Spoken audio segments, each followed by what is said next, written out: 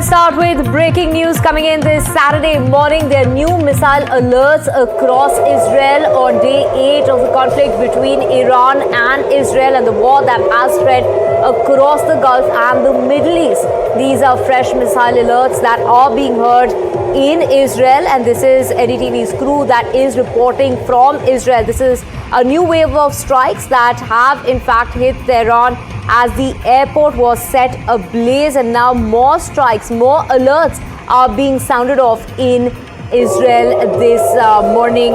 And we can hear this was after the Israeli bombardment comes as the Gulf states continue to fend off the Iranian attacks, and Trump demands unconditional surrender on his side. In fact, Donald Trump is saying that the operation Epic Fury is going very well. This is day 8 of the attack, and do remember that the United States is saying that they are going to be attacking Iran today, which is going to be the worst attack that Iran has seen as far as this conflict is concerned on day 8 of the conflict between Israel, backed by the United States, against Iran. So this is the sirens that have been sounded off in Israel because of fresh strikes, and these are fresh strikes that are now the Israeli military is ready. The military has also announced that it was carrying out a new wave of attacks on Tehran a week into the war that has in fact we're talking about the Iranian capital airport was seen on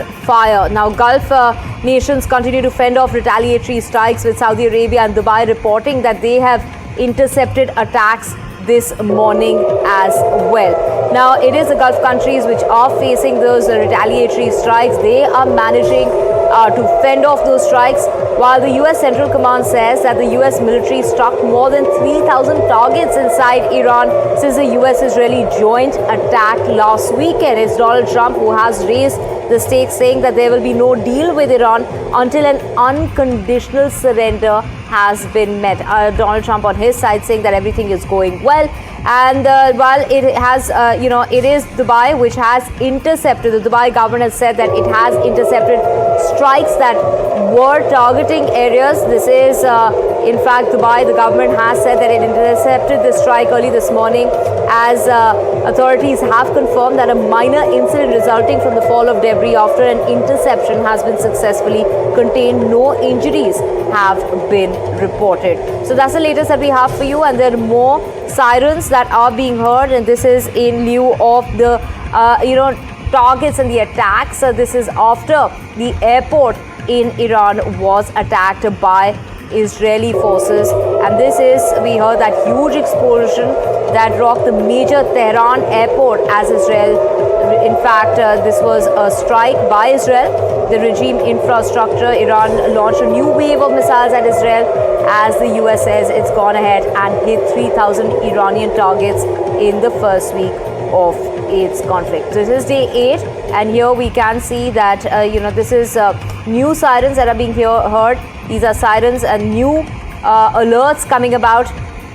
We have Vishal joining us in order to get us the latest on this. Vishal, when we talk about, these are sirens, these are fresh missile alerts in Israel that can be heard, and this is after the attack that's taken place on the airport in Tehran.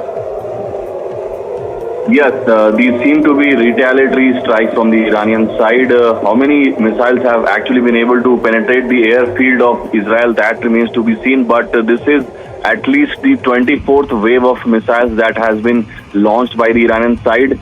It's been 8 days of the war so far, and many of these missiles have been able to get into the Israeli territory and explode.